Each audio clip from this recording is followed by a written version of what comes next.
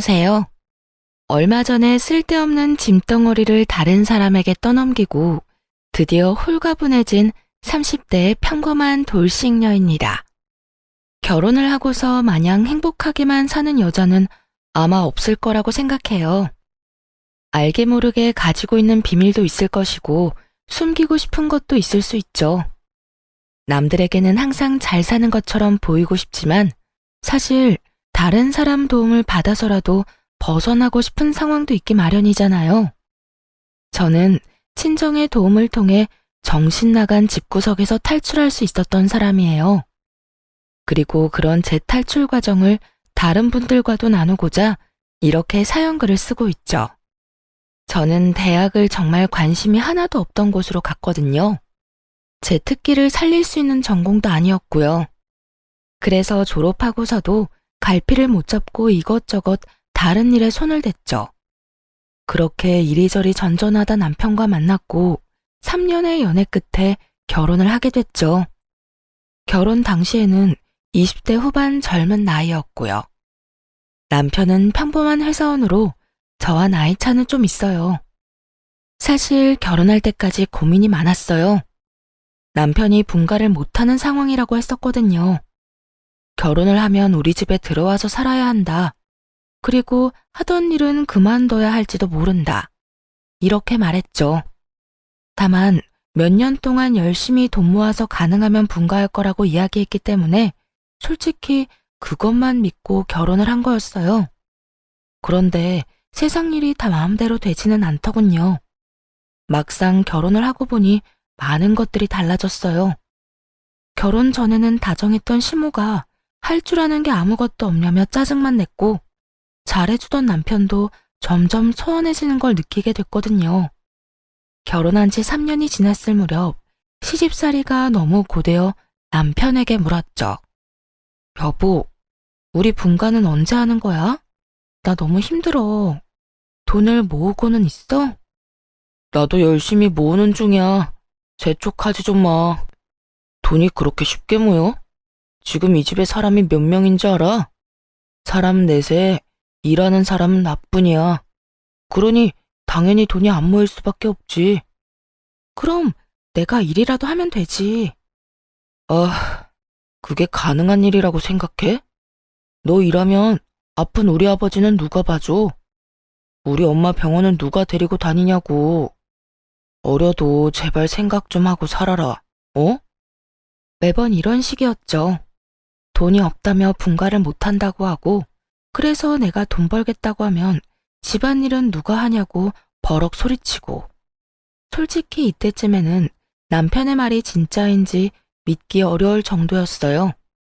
그렇게 쳇바퀴 돌듯 시간이 흘렀는데 안 좋은 소식이 하나 들려왔어요. 친정아버지가 암에 걸려서 병원에 입원하시게 됐다는 이야기였죠. 친정아버지는 위험한 일을 하셨기 때문에 보험도 제대로 들지 못한 상태였어요. 그래서 병원비가 많이 나오면 그걸 부모님 두 분이서만 감당할 수가 없었죠. 결국 언니와 오빠 저 이렇게 셋이 십시일반 돈을 걷어 감당하기로 결정했어요. 솔직히 처음에는 남편이 좀 도와주지 않을까 생각했어요. 제가 내야 할 금액이 30만 원 정도였고 그간 친정에 명절 제외하고 용돈을 따로 드린 적도 없었으니까요. 그런데 시모에게는 매달 40만 원씩 용돈을 드리고 생활비도 따로 드렸거든요. 그래서 저녁 식사 시간에 남편에게 넌지시 이야기를 꺼냈어요. 여보, 우리 아버지 암으로 병원에 입원하셨어. 그런데 병원비 감당이 안 돼서 언니, 오빠, 나 이렇게 셋이서 나눠내기로 했거든. 30만 원씩 내기로 했는데 그 돈 좀 부탁해도 될까? 30만 원? 그렇게 큰 돈을 갑자기 어떻게 빼? 그리고 넌 돈 벌지도 않으면 쓰는 건 쉽지? 어떻게 내 사정 하나도 고려 안 하고 그런 이야기를 할 수 있어? 돈 버는 게 그렇게 쉬워 보여? 그리고 나한테 무슨 돈 맡겨놨어? 정말 한심스럽고 차가운 말이었어요. 일을 안 하겠다고 한 것도 아닌데 놀면서 돈도 안 버는 사람처럼 몰아가더군요. 그렇게 말하는 남편 놈을 보며 오랜만에 화가 확 치밀었죠. 그런데 옆에 있던 시모가 더 짜증나는 말을 하더군요. 아이고, 돈 한 푼 안 버는 식충이가 무슨 돈을 달래? 너 돈도 안 벌면서 돈 쓸 궁리만 하는 버러지니? 네 아버지 병원비는 병원비고 우리 아들이 번 돈은 우리 아들 거지. 왜 네가 우리 아들한테 돈을 달라 말라야? 어머님, 저 결혼 전에 일하고 있었어요. 돈 벌고 있었다고요. 그런데 일 못하게 하고 집안일 시키고 아버님 수발만 들도록 만든 게 누군데?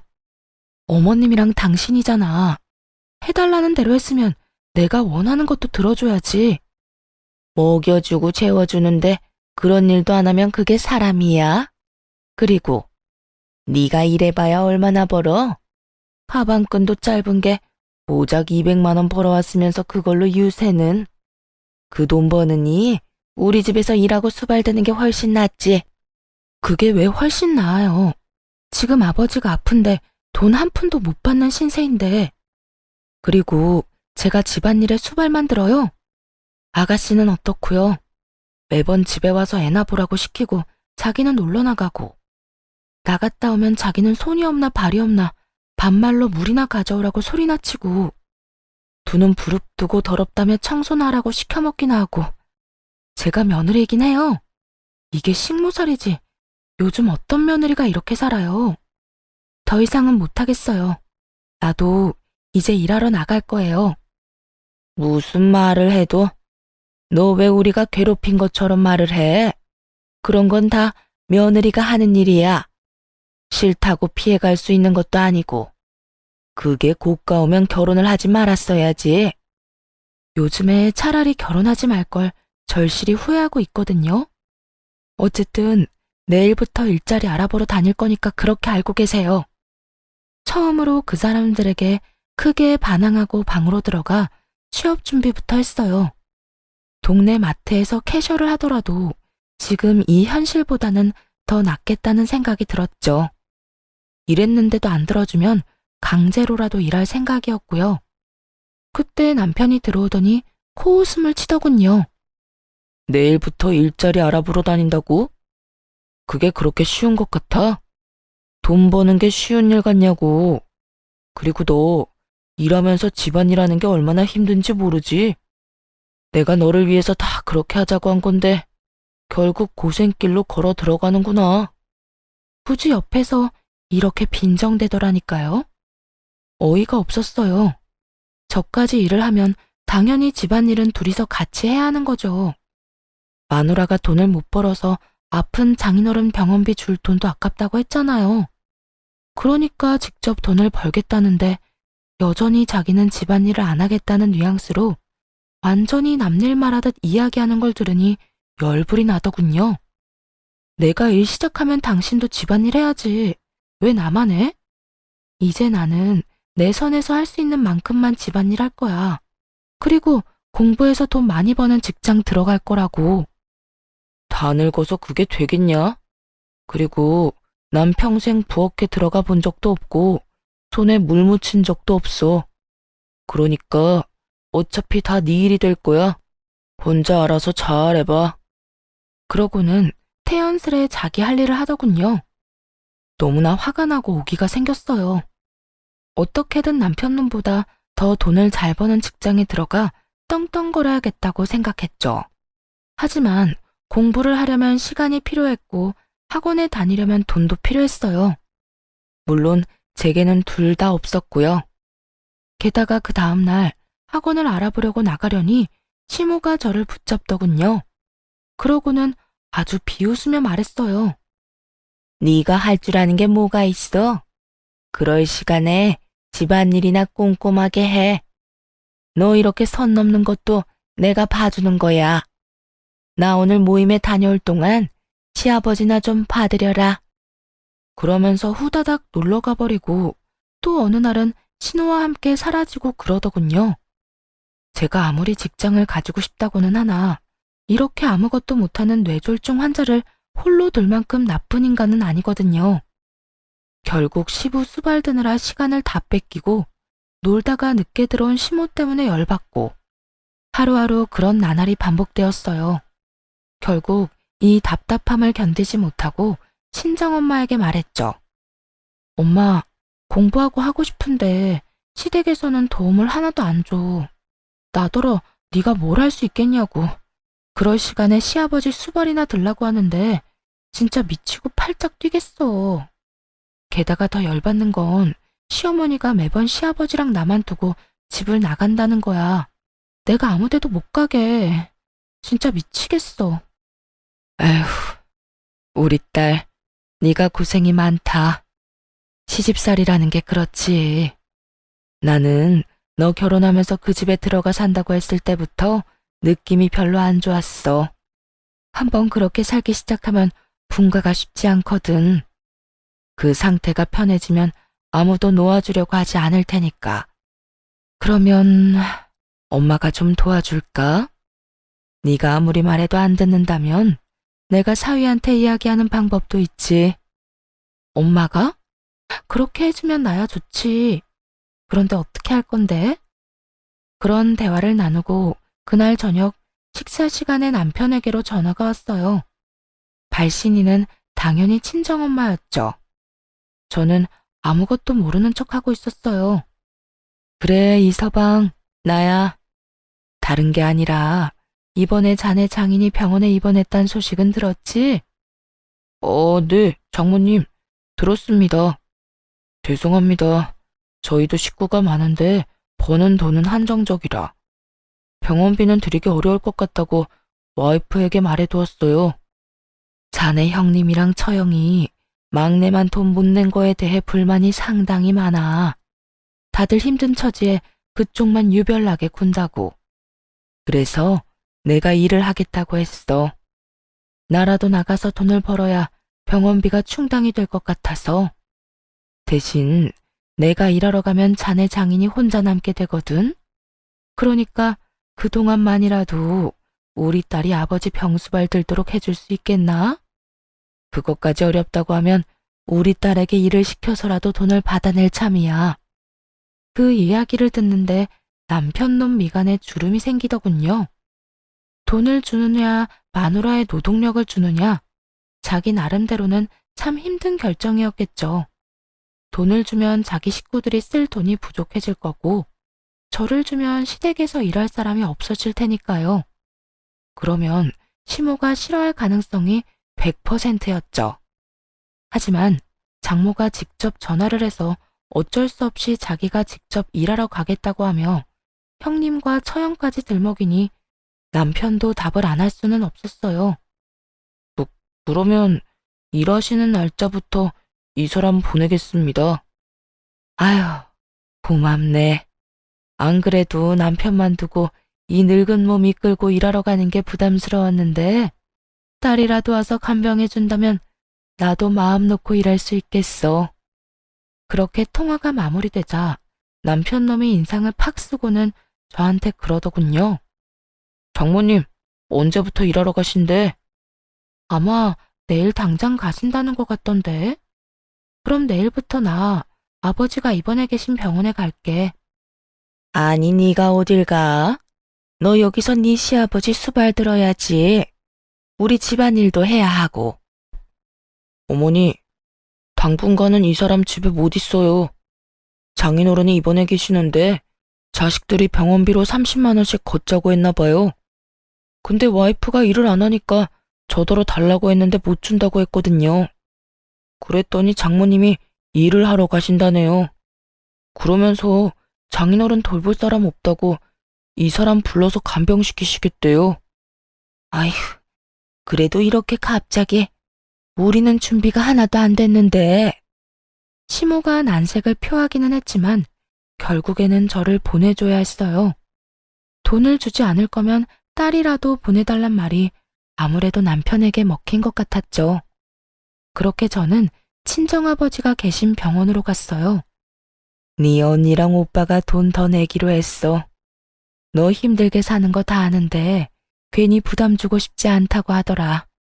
엄마가 네 압박 병간호할 테니까 너는 하고 싶었던 공부해. 여기서 혼자 공부해도 되고 학원 등록해서 수업을 들어도 좋고. 엄마, 너무 고마워. 진짜 엄마뿐이야. 너무 기뻐서 팔짝팔짝 뛰며 친정엄마를 끌어안고 고마움을 전했어요. 1년이건 2년이건 네 아빠 목숨 붙어있는 동안은 공부할 수 있을 거다. 병원비 안 주려고 결국 너 보낸 거 보니 사위가 앞으로도 돈 줄 생각은 없어 보이더구나. 여기 학원 등록할 때 쓸 돈 넣어놨으니까 이걸로 어서 등록하고 와. 정말 너무 감동적이었어요. 시댁에서 벗어나게 해준 것만으로도 감사한 일인데 학원비까지 마련해 주시다니. 당장 학원에 등록하고 공부를 시작했어요. 원래 공부를 싫어하는 건 아니었던지라 열심히 할 수 있었어요. 게다가 아침 9시부터 저녁 6시까지 병원에 있는다는 핑계로 그 시간을 모두 공부에 쓸 수 있었으니 효율도 쑥쑥 올랐죠. 그렇게 1년 만에 공인중개사 시험에 합격하게 됐어요. 1차, 2차를 한 번에 합격하는 건 물론 쉽지 않은 일이었지만 남편과 시댁을 향한 분노와 오기로 그 어려운 시험을 통과할 수 있었죠. 그렇게 시험에 합격하고 나서 남편과 시모에게 전했어요. 아버지 병간호하며 틈틈이 공부해서 합격했어. 나 공인중개사로 일할 수 있거든. 이제 취업할 생각이야. 미쳤어? 왜 쓸데없는 짓을 하고 그래? 돈 버는 것보다 집안일이 더 중요하다고 했잖아.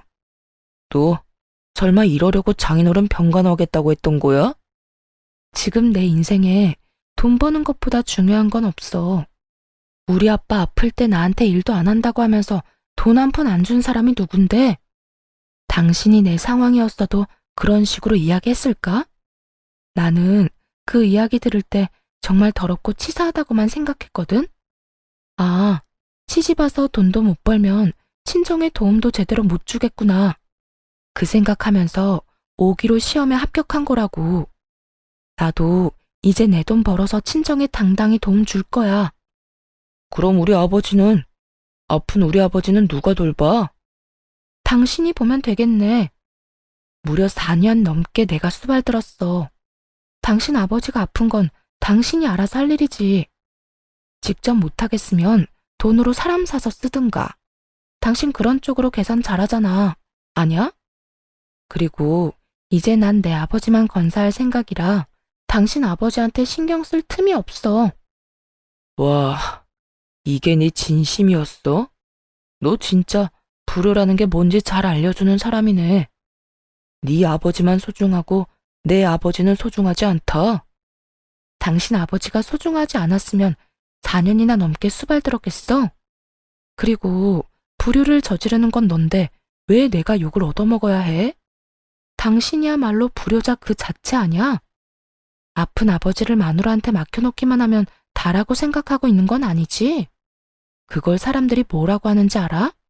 대리효도라고 그래. 남 시켜먹을 생각만 하지 말고 당신 스스로 효도할 생각도 좀 해. 뭐? 너 지금 말 다 했어? 나한테 감히 그딴 말을 짓거린 거야? 지금까지 속 편하게 먹여주고 재워준 게 얼만데. 먹여주고 재워줘? 끼고 있네. 넌 그게 와이프한테 할 말이야?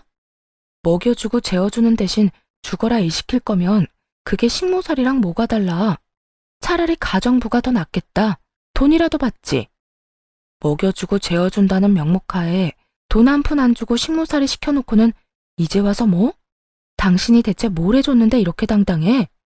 결혼하면 일하지 말고 집안일이며 수발이나 들라고 한 사람은 바로 너야.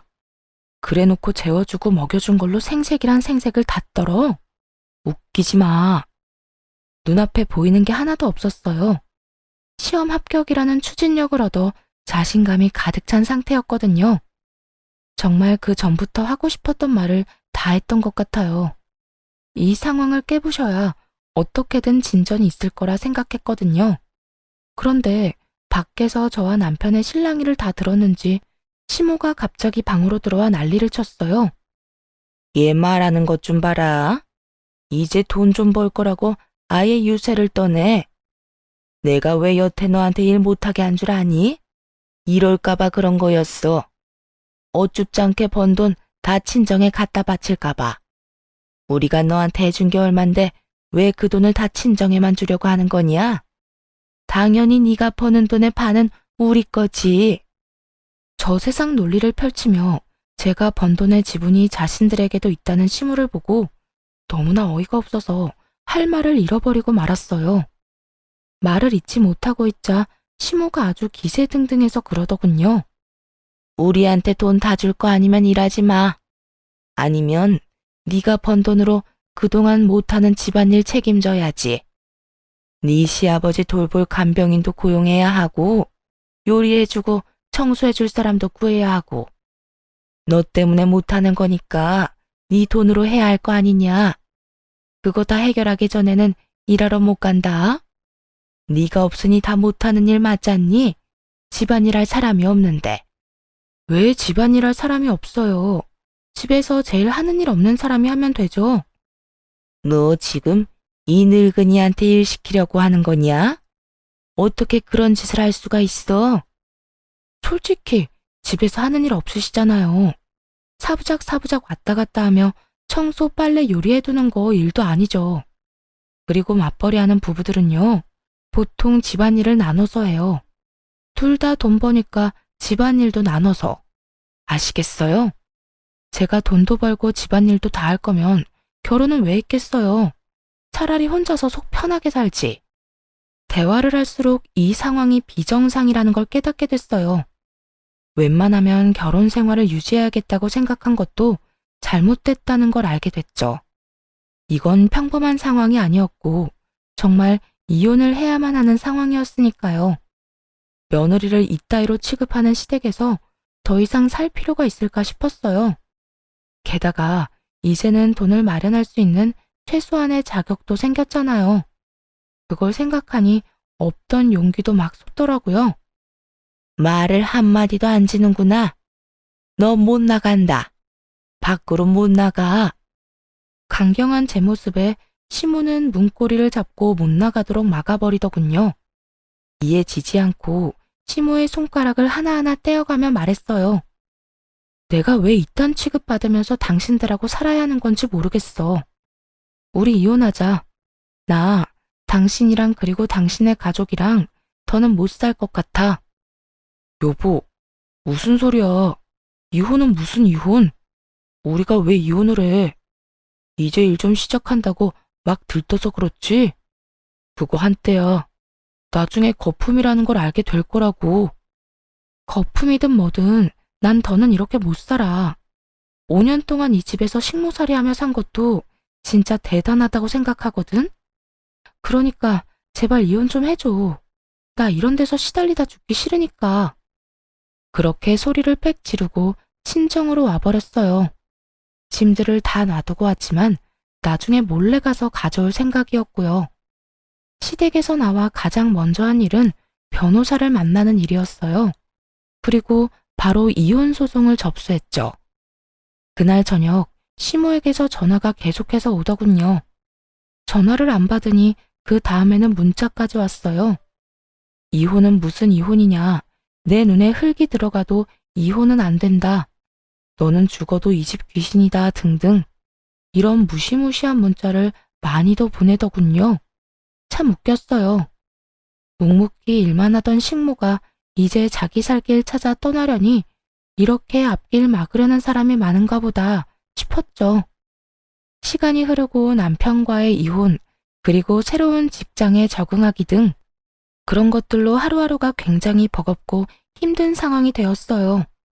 솔직히 다른 거에 신경 쓰고 싶은 생각도 없었죠. 그런데 하루는 웬 여자가 저를 찾아온 거 있죠. 처음에는 집 보러 온 고객인가 싶었는데 저를 콕 집어 잠깐 밖에서 보자더군요. 누구냐고 물었더니 남편 이름을 대며 할 이야기가 있다고 하는 거예요. 그 여자가 꺼낸 이야기는 충격적이었죠. 나요. 그 사람 애인이에요. 그런데 그 사람이 당신 때문인지 나하고 결혼을 빨리 안 해주더라고요.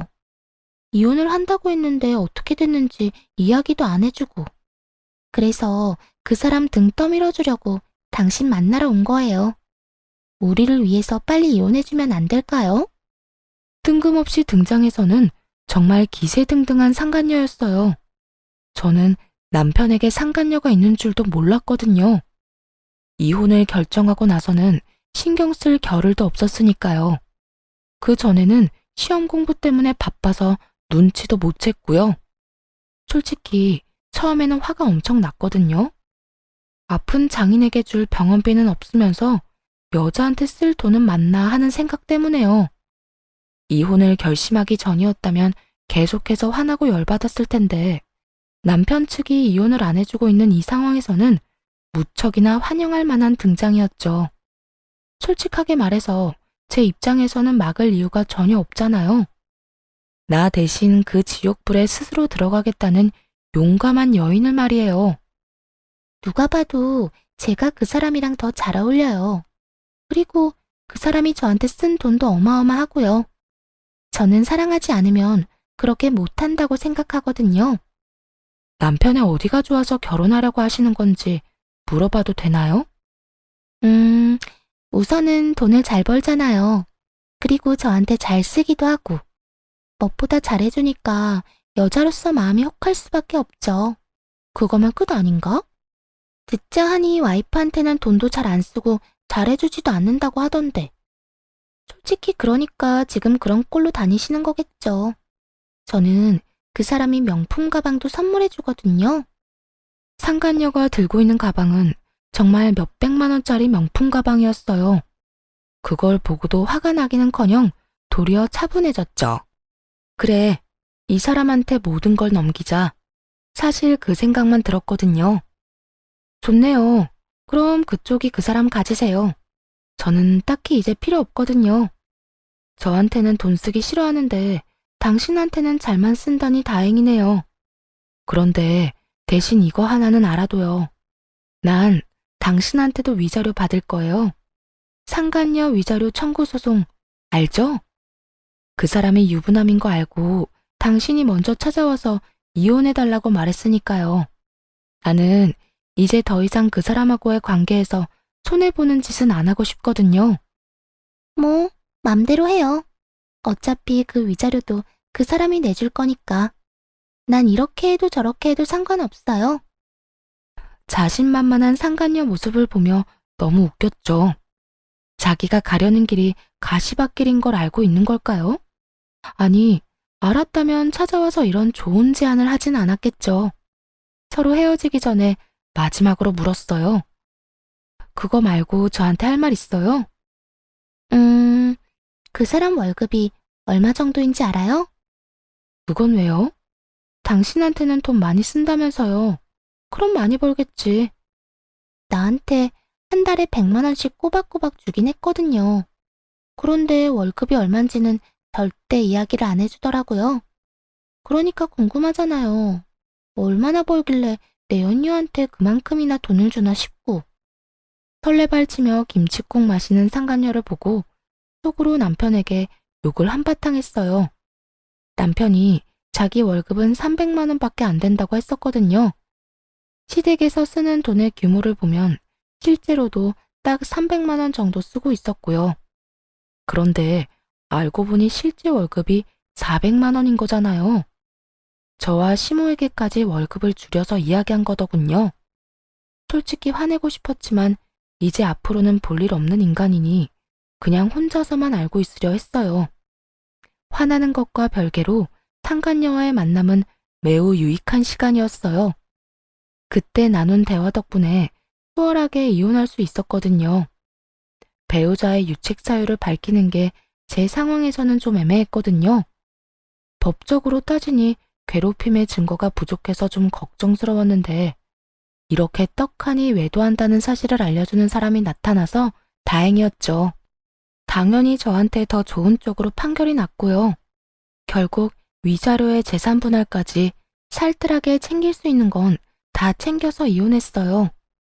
그리고 상간녀 소송까지 진행해서 그 위자료도 빠짐없이 청구했죠.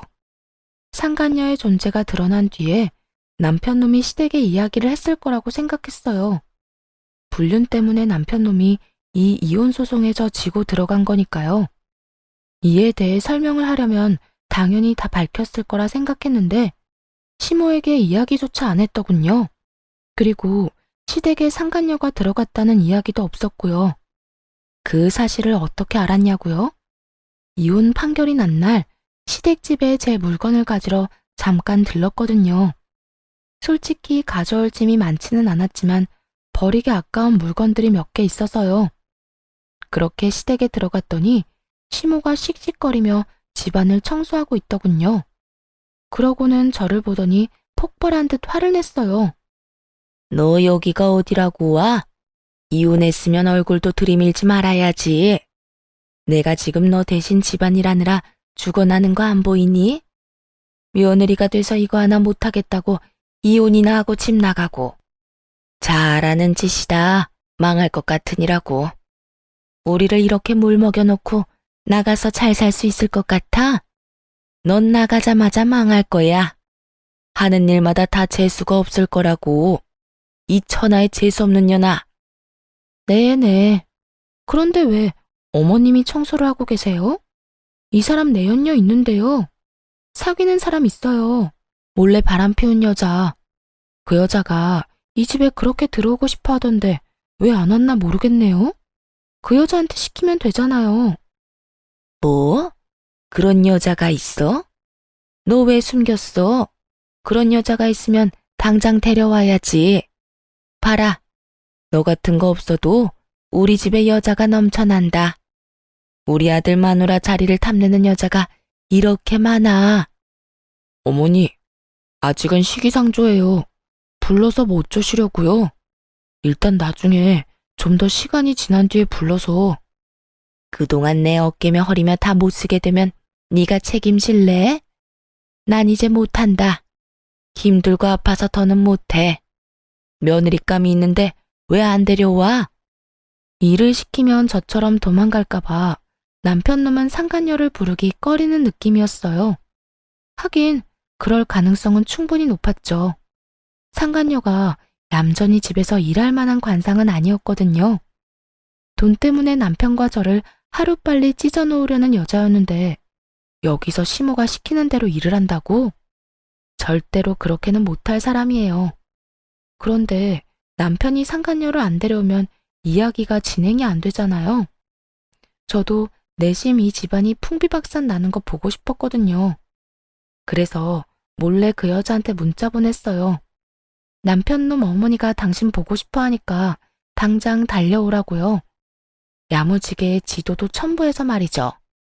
그리고 두 번째 폭탄을 시모 앞에 터뜨려줬어요. 하긴 데려오기 좀 그럴 수도 있죠.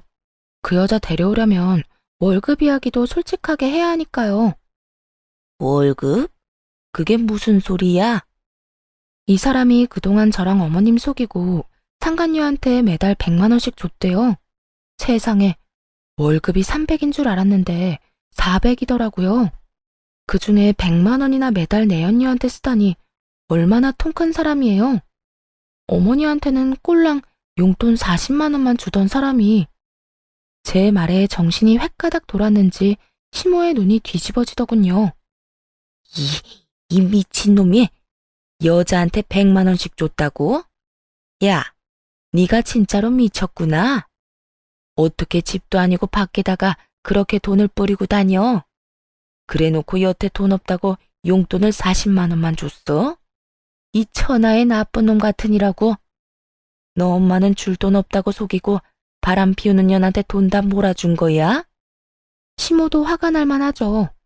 우리 아버지 아프다고 병원비 좀 달라 했을 때 돈 없다고 안 주던 놈이 원래는 100만 원이나 더 벌고 있었다는 걸 알았을 때 저처럼요. 저 대신 열심히 화내며 남편 놈 등짝을 두드리는 시모를 보고 묘한 희열을 느꼈어요. 그리고 옆에서 짐이나 부지런히 챙겼죠. 두 사람이 싸우거나 말거나 저하고는 이제 상관없잖아요. 구경하는 건 너무 재밌었지만 굳이 끼고 싶지는 않으니까요. 그런데 도중에 벨이 울리더군요. 혹시라도 남편놈이 돌려보낼까봐 손수 문을 열어줬어요. 상간녀가 등장하자 남편놈 얼굴이 부들부들 떨리기 시작하더군요.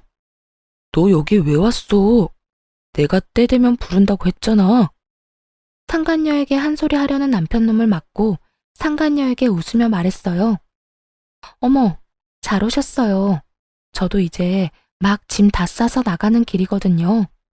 앞으로 여기서 먹고 자고 함께 지내며 시부모님 수발 들고 식모살이 하시면 돼요. 저를 대신해서 말이죠. 그럼 당신 원하는 대로 해줬으니까 저는 이만 갈게요. 남편놈은 차마 고개를 들지 못하고 푹 숙여버렸고 시모는 잘한다는 듯이 흐뭇해하며 제가 하는 말을 듣고 있었죠. 상간녀는 당황스러운 표정으로 저와 남편을 번갈아가며 쳐다볼 뿐이었어요. 어리둥절해하는 그 여자를 놔두고 얼른 짐을 챙겨 잽싸게 집으로 돌아와 버렸네요. 남편 놈을 어렵게 반품했는데 다시 반송되기라도 하면 큰일이잖아요. 그 뒤에 들려온 소문의 내용이야 뻔했죠. 전 시모의 강력한 요구로 상간녀가 전 남편과 혼인신고를 했다더군요. 그리고 혼인신고를 하자마자 집에 들어오라고 했나 봐요.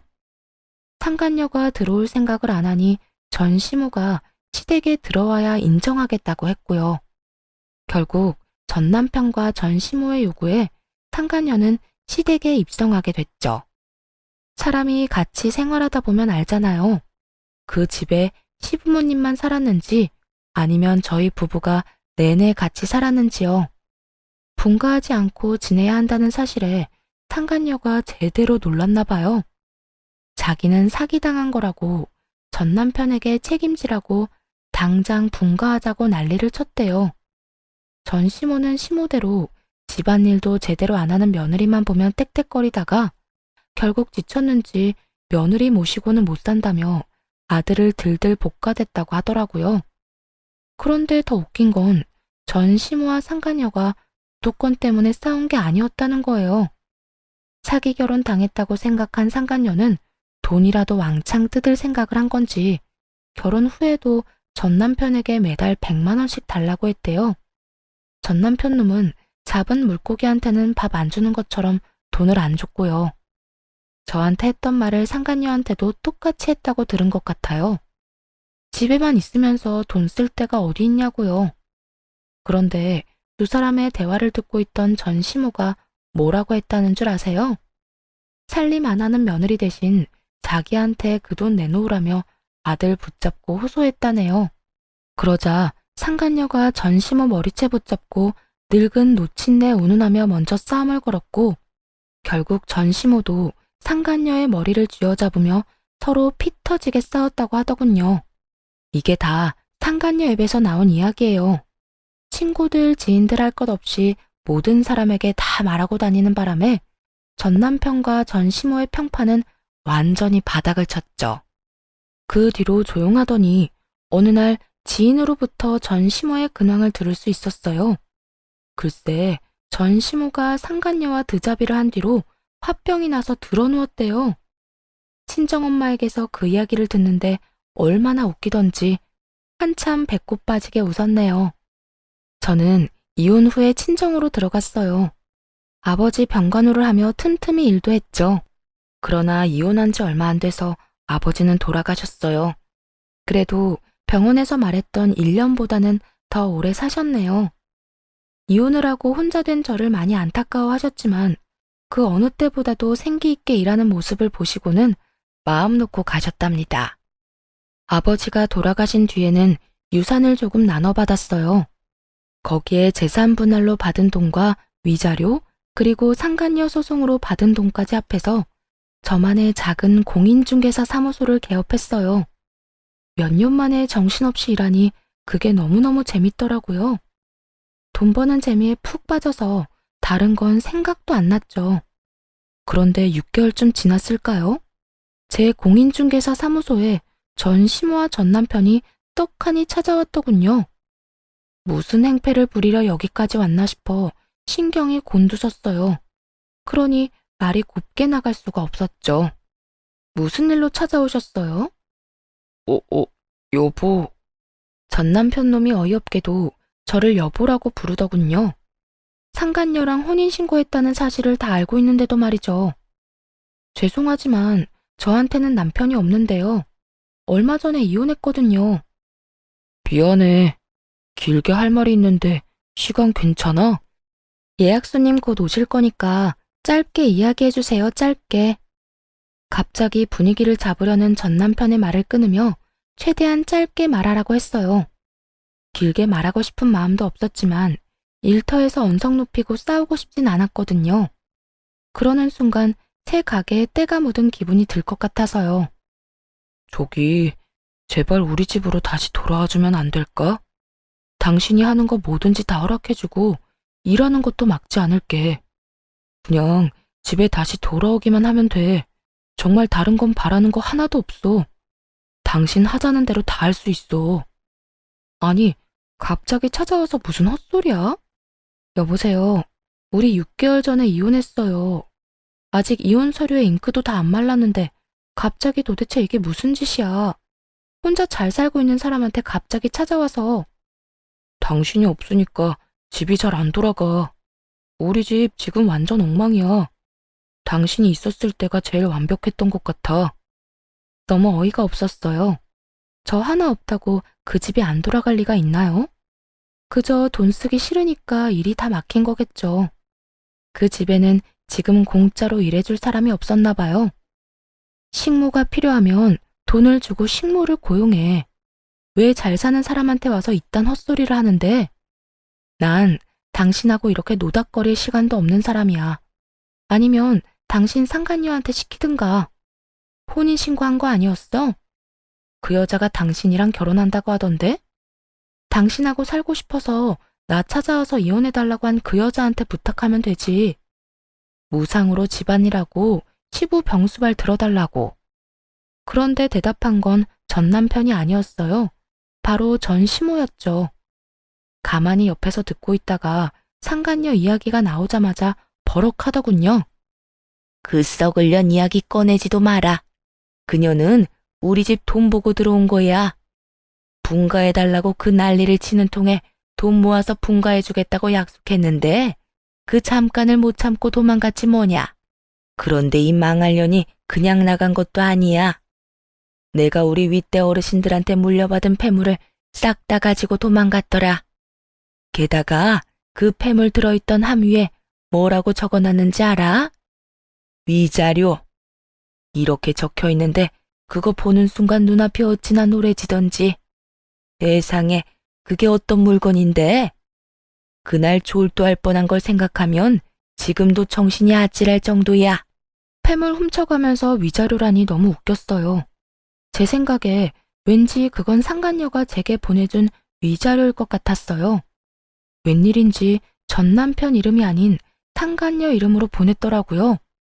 그 돈을 주고 나서 너무 아까웠던 모양이죠. 아니면 전 남편이 줄 거라고 생각했는데 안 줘서 냅다 그걸 들고 튄 걸 수도 있고요. 어머니는 왜 이 사람한테 그런 이야기를 해요? 창피했는지 전 남편이 제 눈치를 보며 그렇게 말하자 전 시모가 급발진하며 소리치더군요.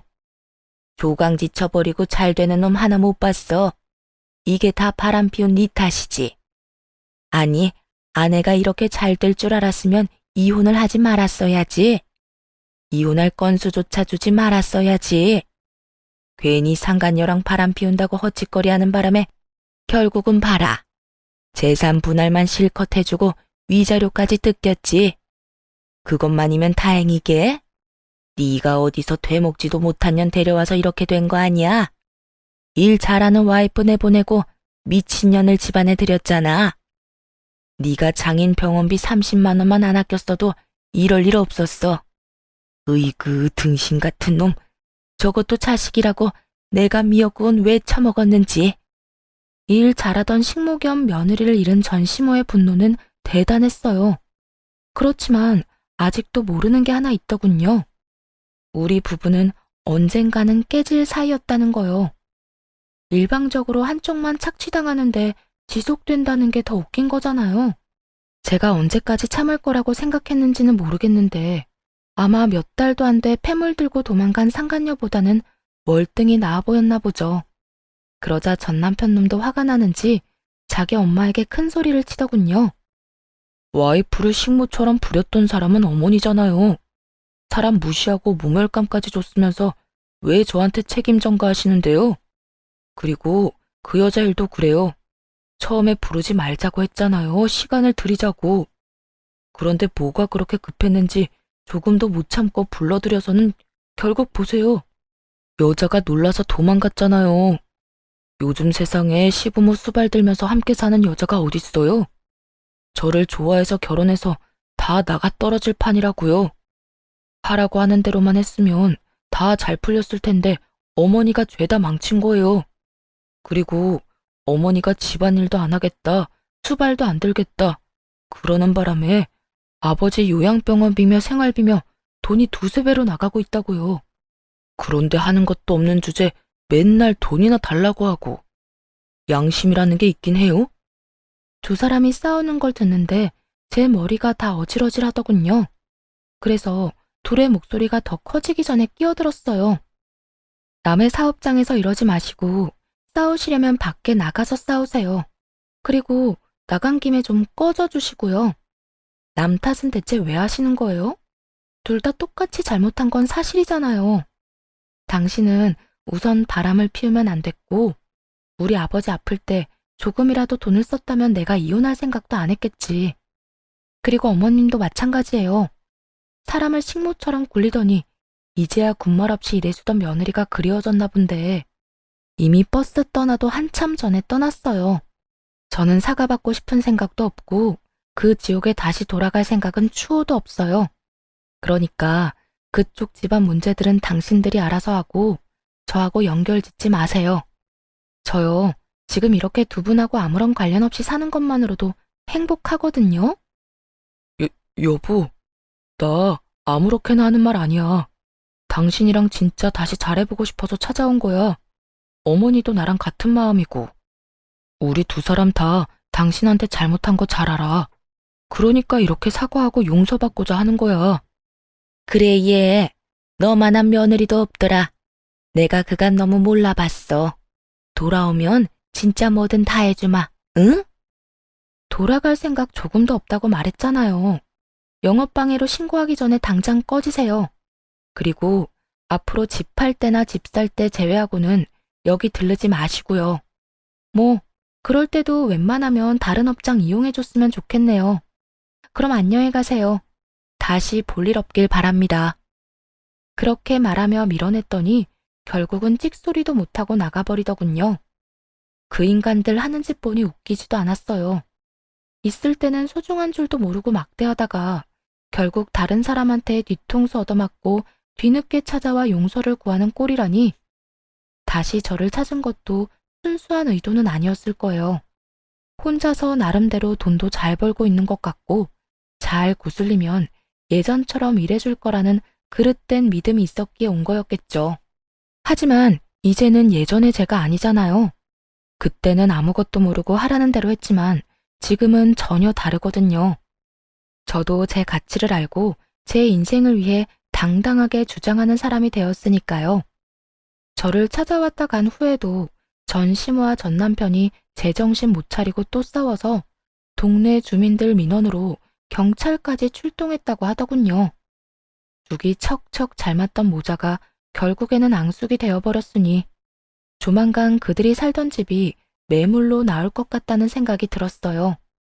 얼굴만 마주쳐도 싸울 텐데 계속 한 집에서 같이 살 수는 없을 테니까요. 이렇게 해서 그들과의 인연은 끝이 났네요. 저의 탈출도 정말 다행히 성공적으로 끝이 났고요. 저 사람들 틈바구니에 있었다간 제 몸이 남아나지 않았을 거예요. 여러분도 혹시 탈출해야 한다고 느낀다면 그곳에서 지체 없이 빠져나오세요. 당시에 힘들기는 했지만 지금은 행복해서 웃고 있으니까요. 제 사연